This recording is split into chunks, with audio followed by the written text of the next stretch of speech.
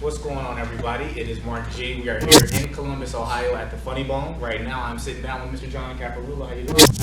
I'm tired, man. Long weekend. You know what? I'm starting to get that a lot. I just look tired, I think, all the time. I don't know. That's how I roll. Well, I appreciate you sitting down. I was telling somebody recently, you were one of the first people to give me an interview. Okay. I want to say the second person ever. Okay. So this was back in 2014. Okay. I was just starting out with the interviews and the comedians, and you were nice enough to let me come back. We sat there for a good 30 minutes, talked about Ohio. I remember, yeah. We had a pretty extensive conversation. So I just wanted to say first, thank you. Well, no problem at all. I appreciate it. Thank you for letting me be your second interview. Well, you know, it turned into kind of a thing, and now I have more comedians that I've talked to, and musicians, and websites, all that good crap. So I'm glad I could help you build a foundation. Oh, absolutely. But how's everything going overall? Everything's pretty good. I just working on Caplets.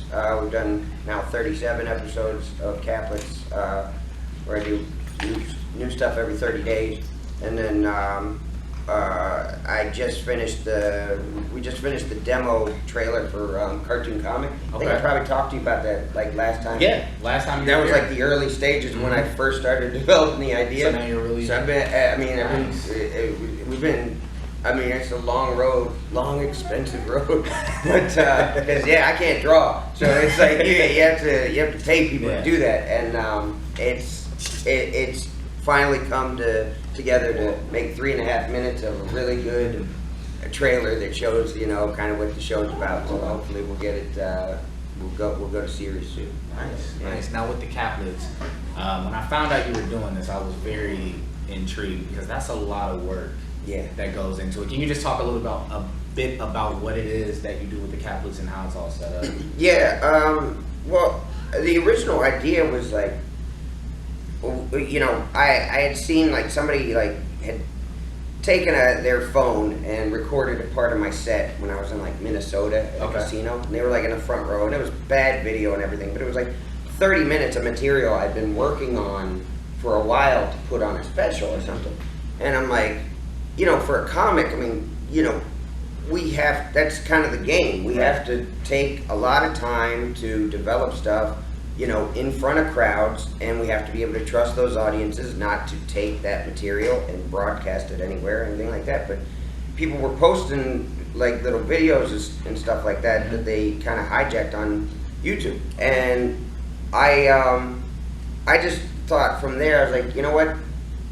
If with the immediacy of the media now, the way things come out quicker, why not adapt to it? Why not I'll be the guy who puts out my stuff instead of somebody else. So I thought, why don't I just start making instead of albums, make singles? Okay. So every month I just started doing a new 6, 7, 8 minute set of new material. And you do this every 30 days? Every 30 days now for 37 months. Yeah. And it's, after about, I would say 8 or 9 months, my bag was empty. I was I really had to go.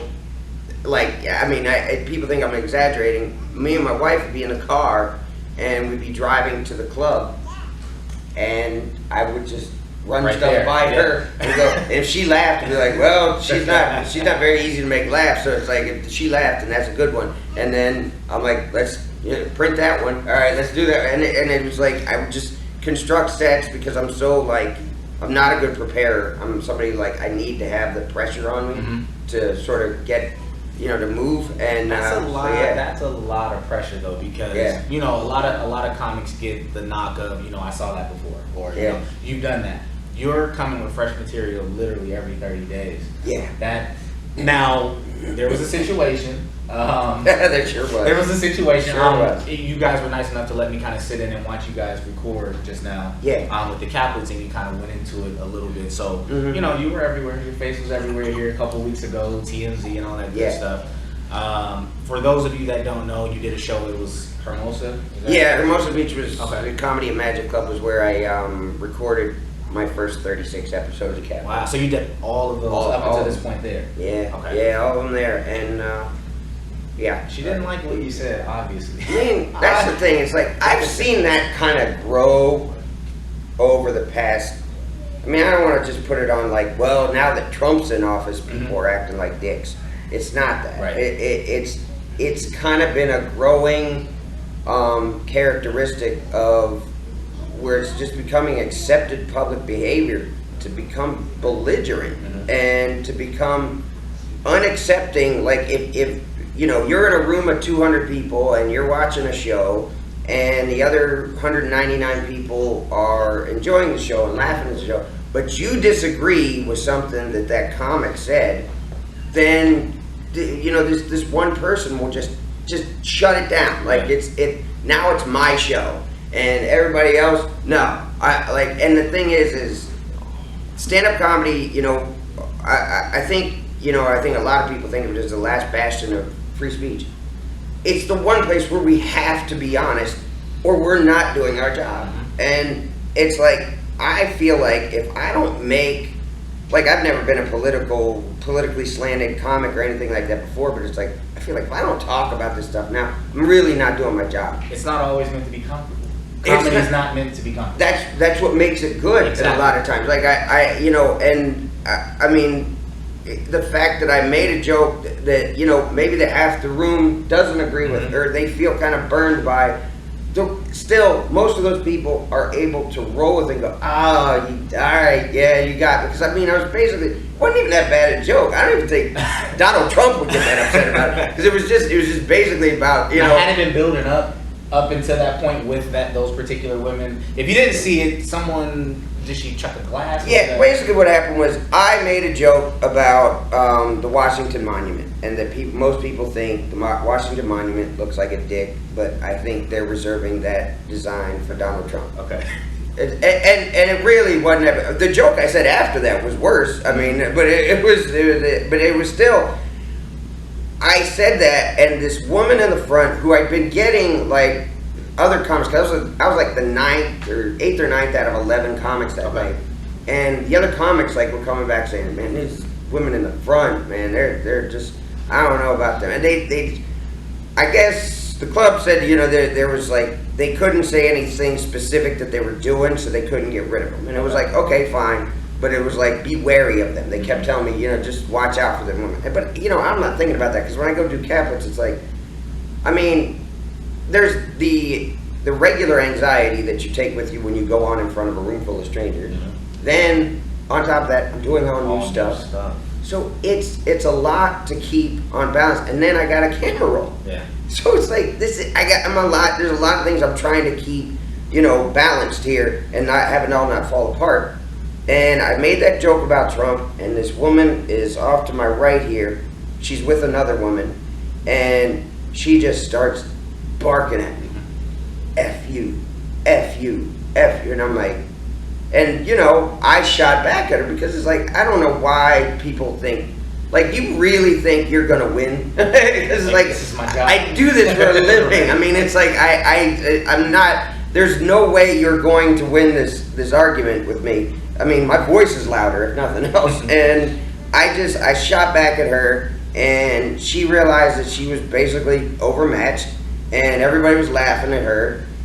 And I you know, and she threw glass at me. Yeah. And I mean, that's just like, it's then the reason why I recorded here this week is basically because the club bailed on me as far as doing their job, as far as, I mean, comedy clubs, you're supposed to be providing a safe haven for free speech, for comics to be in a safe place, and they don't, you know, because I said when I was talking here earlier on my Caplets recap, if I had been a lamp and she threw the glass at me, they would have prosecuted her for, you know, destruction of property. But because I guess I'm just some worthless comic on their stage, they just didn't see a need to do that. But then, you know, they said, well, it was all on me if I wanted to prosecute her, but then they wanted a say in how I publicized the video.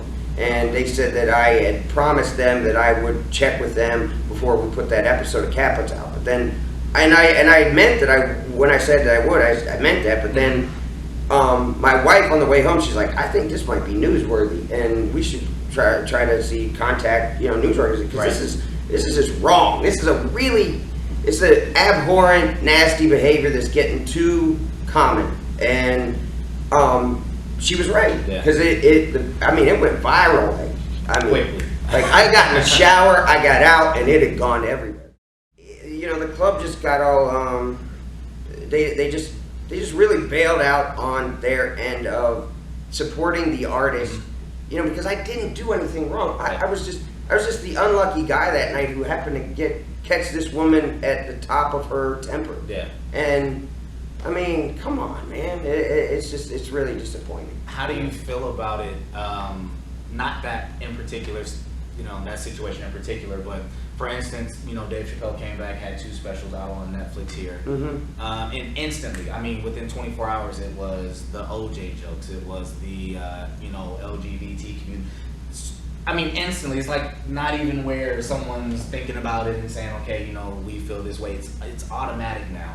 And you just said, as far as comedy being that protected, what do you think? Where do you think it's going overall, the art of comedy? Where do you think we're going to go with it? Because I feel like now you guys have to kind of. Well, that's the thing. Well, I think that they're scaring artists. Basically, they don't. I think a lot of these people who think that they're campaigning on behalf of an interest group or whatever. They think that they're doing good, that they're doing service to everyone by shutting down certain speech, or what they want to call hate speech, or what they want to call whatever, homophobic or anything, whatever you want to call it. And it's like they're not doing a service to anybody, because what they're doing is shutting down speech. And the thing is if you don't like something, you don't like something, and you have the right to turn away from it. But it's like, when it's done in an artistic way, and it's not done in a way, you can have an amateur comic come up and not know what they're doing and just be foul and offensive. Right. But when you have a professional go up there, and I've seen some really brilliant comics just get shut down by people who are just mad about, whatever. And what you're talking about with this trend that's happening, it's not good. Guys like Dave Chappelle, I don't think are going to get scared off by him, because he's Dave Chappelle. He's great, and I don't think his greatness will ever be called into question over anything that he says. And so I think he's safe. I think the people coming up, like the young guys and stuff like that behind us, they're going to start really checking every word they say. And man, there's a fine line between good taste and respectfulness and comedy and just being able to be artistic and truthful. And it's like, I would never just offend somebody for the sake of offending. I'm being artistic about it when I do it. And there's thought that goes into, you're not just up here, like you said, being offensive and rude to do it. Right. This is your job, and you're, going about it a certain way. I'm not just going to upset you just to upset. I'm trying to, if you're not laughing with me, then it's no fun. But it's like, for people to go and protest against this, you might think you're doing some good by sticking up for whatever community, but the rest of the world, you're basically you're hurting, because you could take away, let's say you take away a word, that's offensive to a group of people, and you say, we can't say that word anymore. And you think you've done good by taking that word out of the lexicon or out of the vernacular. But the thing is you're starting a trend where it's like, now we can start getting words taken away. Maybe it's words that you like. Maybe it's words that didn't seem that offensive to you. And then all of a sudden the house of cards folds, and we can't see. Right.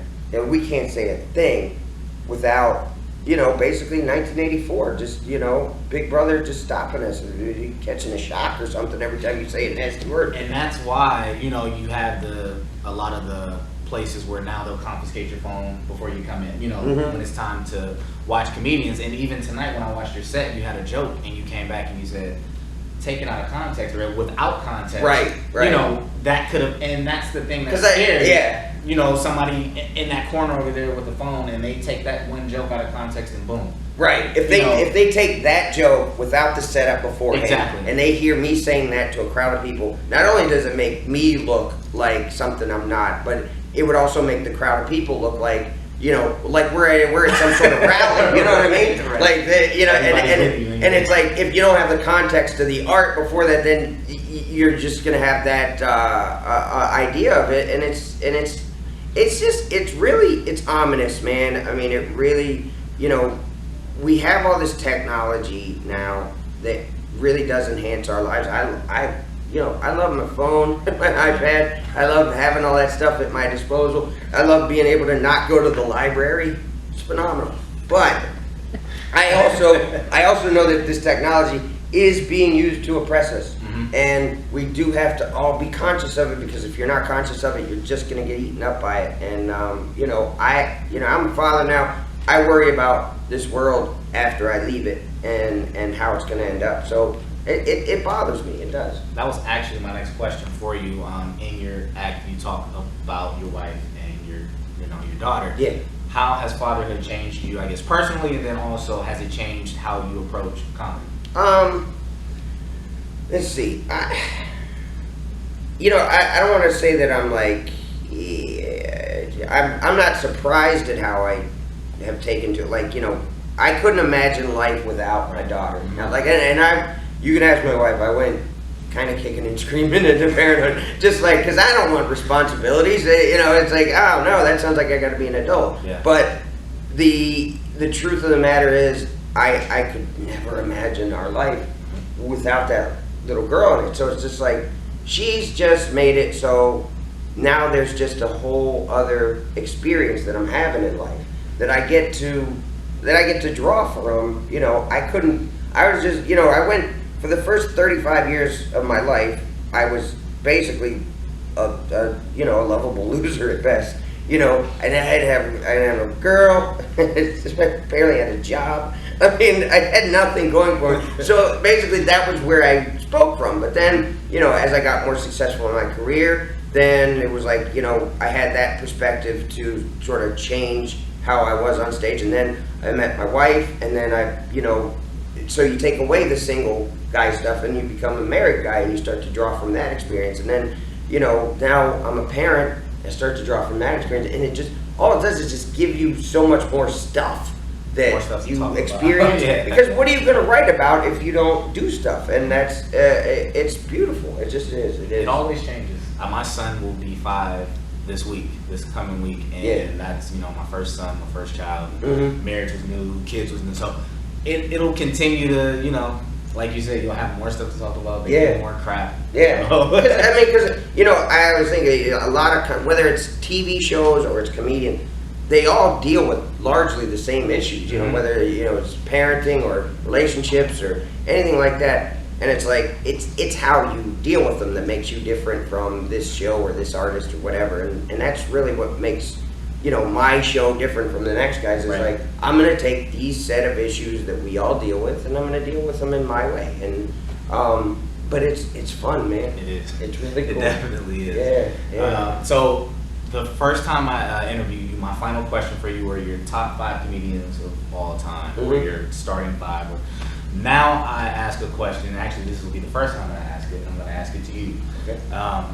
Are there any specific bits from certain comedians, like certain bits that changed how you looked at comedy, or anything that influenced you that you can pinpoint now and say, that was a classic, you know?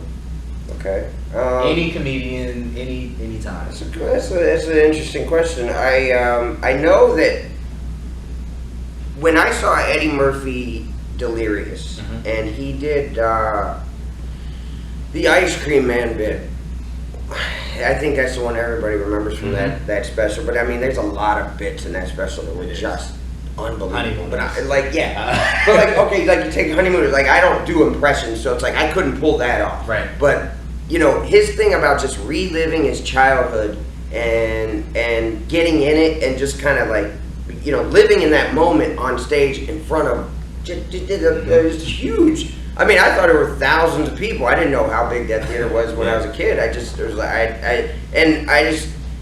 I remembered seeing how, like, thinking how fun that is. Like how awesome, like to take that skill and share that with people and have them laugh with you. So that bit made me probably want to do comedy. Okay. I also, you know, as I moved on, that like Sam Kinison I was a big fan of his, and you know his he had it was like I listened to all his, you know, because he had 3 major albums before he passed, and it was like he you know, he influenced me a lot more than I thought he did. Mm-hmm. Like, because I went back and listened to his old albums, and I'm like, man, he really loved to simplify everything, kind of like I do, and it's like, and he kind of, I don't scream quite as loud as he did, but I basically scream like I complain like he did, and everything is just so. And I still love the you know, the bit he did about when they would do those save, like, donate money to save Africa or whatever commercials, and he was like you know, he'd say I bet the cameraman has a sandwich, you know, and it's like or you know, or we thought that maybe you could have more food if you came where the food is. You live in a desert. There's no food in the desert, and I mean, it just, that stuff. I just love that passion. A lot of people felt that he just screamed, but there was a lot. There was a lot of intelligence to that screaming. There was a lot there was really a lot of substance to those screams, and that's what was brilliant about him. He wasn't just a screamer; he was a really, really good comic.